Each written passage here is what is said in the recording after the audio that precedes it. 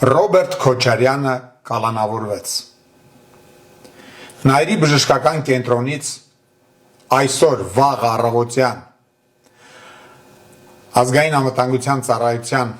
աշխատակիցները Ռոբերտ Քոչարյանին բերեցին հակակոռուպցիոն դատարան եւ դատարանը բավարարեց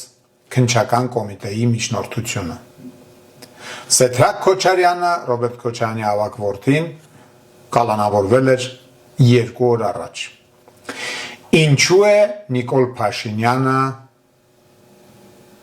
կալանավորում, այսպես ասենք, որովհետև պարզ է, որ հակակոռուպցիոն կոմիտեն, քննչական կոմիտեն, դատարանը, դատախազությունը կատարում են Նիկոլ Փաշինյանի հրահանգները։ Ինչու կալանավորվեց Ռոբերտ Քոչարյանը,